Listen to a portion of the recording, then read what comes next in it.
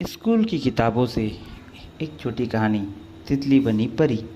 जल्दी ही श्यामा की परीक्षाएं शुरू होने वाली थी, लेकिन वह परेशान थी। अन्य विषयों में तो वह किसी तरह काम चला ली थी, लेकिन गणित में एकदम शून्य थी। वह बार बार गणित की पुस्तक खोलती और फिर घबराकर बंद कर देती। कोई भी सवाल उसकी समझ में नहीं आ रहा था। समझ में आता भी कैसे? एक तो वह गणित में कमजोर थी, दूसरे उसने साल भर गणित की पढ़ाई ही नहीं की थी।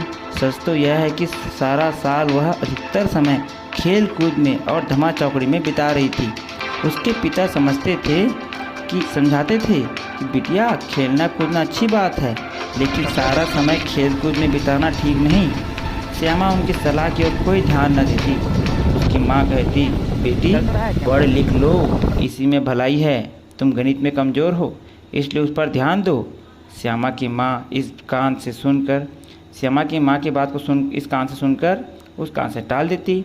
लेकिन अब वह मुसीबत में फंस गई थी। उसकी समझ में नहीं आ रहा था कि क्या करूं। वह घबरा रही थी। गणित की पुस्तक में कुछ भी उसके पल्ले नहीं पड़ रहा था।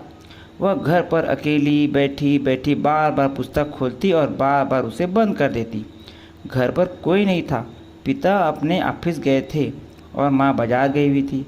तभी अचानक आंधी के साथ एक डिबिया खिड़की के अंदर फर्श पर आकर गिर गई। श्यामा उस डिबिया को उठाने के लिए लपकी, लेकिन उसे यह देख कर आश्चर्य हुआ कि डिबिया छिटक कर दूसरी तरफ चली गई। श्यामा फिर उस ओर दौड़ी। अब डिबिया एक बार फिर छिटक कर कोने में चली गई। श्यामा डिबिया को गौर से देखने लगी और फिर उसकी ओर लपकी। डिबिया इस बार बड़ी जोर से उछली और ज़मीन पर गिरते ही उसका ढक्कन खुल गया। आश्चर्य की बात कि ढक्कन के खुलते ही डिबिया के बीचों बीच से एक परी उठ खड़ी हुई। डिबिया से निकली परी को देखकर श्यामा घबरा उठी। परी उसके चेहरे को देख सारी बात समझ गई, इसलिए बोली, बिटिया रानी, घबराओ मत। जो कोई मुसीबत में होता है मैं उसकी मदद करती हूँ, इसलिए मैं तुम्हारी मदद करने आई हूँ। बताओ तुम परेशान क्यों हो? श्यामा ने कहा, मेरी परीक्षाएं जल्दी ही होने वाली हैं। अन्य विषयों में तो मैं किसी तरह काम चला लूँगी, लेकिन गणित में मुझे कुछ भी समझ में नहीं आ रहा। लगता है तुमने साल भर पढ़ाई नहीं की, इसलिए गणित की पहेलियाँ नहीं समझ पा रही हो, परी ने कहा।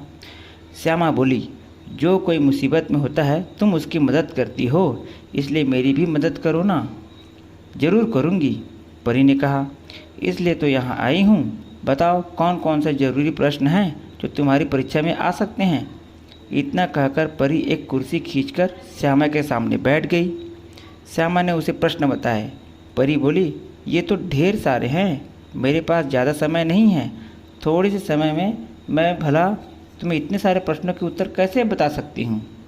श्यामा की समझ में नहीं आया कि अब क्या करे। परी उसकी ओर देख रही थी और वह चुपचाप पलके नीचे किए हुए उसके सामने खड़ी थी। इसके बाद परी ने स्वयं ही पुस्तक के पन्ने पलटने शुरू किए और उसे कुछ खास प्रश्नों के उत्तर बताने और समझाने लगी। थोड़ी ही देर में उसने 10-15 सवालों के उत्तर उसे अच्छी तरह से समझा दिए और फिर पूछा, बिटिया रानी, बताओ कुछ समझ में आया? श्यामा ने सभी प्रश्नों के उत्तर दोहरा दिए। परी ने उसे सब कुछ इतनी अच्छी तरह समझाया था कि श्यामा को एक ही बार में हर सवाल का जवाब समझ में आ गया और अच्छी तरह याद भी हो गया। अब उसके चेहरे पर घबराहट नहीं रह गई थी, उसके होंठों पर मुस्कुराहट के भाव आ गए थे। परी को लगा कि उसकी मेहनत सफल हुई। अब वह जाने की तैयारी करने लगी और श्यामा से बोली, इतने कम समय में जितना हो सकता था उतना मैंने तुम्हें बता दिया। अब तुम अच्छी तरह अभ्यास कर लेना। इसी समय घर के दरवाजे पर खटखट हुई।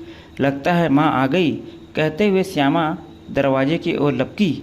उसने दरवाज़ा खोला तो सचमुच माँ ही सामने खड़ी थी।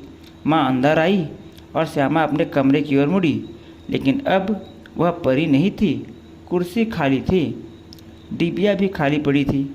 डिबिया का ढक्कन एक तरफ। तुम्हें इतने सारे प्रश्नों के उत्तर कैसे बता सकती हूँ? श्यामा की समझ में नहीं आया। एक तरफ पड़ा था। श्यामा ने खिड़की से बाहर झांका। सामने आकाश में पंछी उड़ते हुए नजर आ रहे थे, लेकिन परी कहीं नहीं दिखाई दी। श्यामा गणित के प्रश्नों के उत्तर दोहराने लगी। उसने मन ही मन तय किया कि वह हर दिन डट कर पढ़ेगी और गणित के प्रश्नों के उत्तर को रोज़ दोहराएगी, और उसने ऐसा ही किया। उसके अंदर आत्मविश्वास जाग उठा। वह हिम्मत के साथ परीक्षा देने गई और अन्य विषयों के साथ ही गणित में भी पास हो गई। श्यामा के माता पिता प्रसन्न हुए। उन्होंने उपहार में श्यामा को नई फ्राक ला कर दी और अड़ोस पड़ोस में मिठाई बांटी। उन्हें आश्चर्य हो रहा था कि थोड़े दिनों में मेहनत में श्यामा पास हो कैसे हो गई। श्यामा ने इसका रहस्य उन्हें नहीं बताया। लेकिन एक दिन जब पिता ऑफिस गए हुए थे, माँ सामान खरीदने बाजार गई हुई थी और श्यामा घर पर अकेली थी। तब बड़ी तेज़ ठंडी हवाएं चल रही थी। श्यामा कांपते हुए खिड़की बंद करने के लिए उठी। उसी समय एक प्यारी सी तितली आकर उस कुर्सी पर बैठ गई जिस पर परीक्षाओं से पहले परी आकर बैठी थी। श्यामा का देखते देखते तितली एकाएक परी में बदल गई। अरे तुम तो वही परी हो जो परीक्षाओं से पहले मुझे गणित पढ़ा गई थी। आश्चर्य से श्यामा ने कहा, हाँ मैं वही परी हूँ। मुस्कुराते हुए परी बोली, मैं आज तुम्हें पढ़ाने नहीं आई हूँ बल्कि यह कहने आई हूँ कि हमेशा दूसरों के सहारे नहीं चलना चाहिए। जो दूसरों के सहारे चलता है वह सहारा हटते ही धड़ाम से गिर जाता है। इसलिए तुम स्वयं परिश्रम करो, मैं बार बार तुम्हारी मदद करने नहीं आऊँगी। इतना कहकर परी एक बार फिर से तितली के रूप में बदल गई और श्यामा के देखते ही देखते अपने प्यारे प्यारे पंख हिलाते हुए खिड़की से बाहर निकल गई। श्यामा ने मन ही मन संकल्प किया कि अब से वह रोज़ पढ़ेगी, खूब मेहनत करेगी और कक्षा में पहले नंबर पर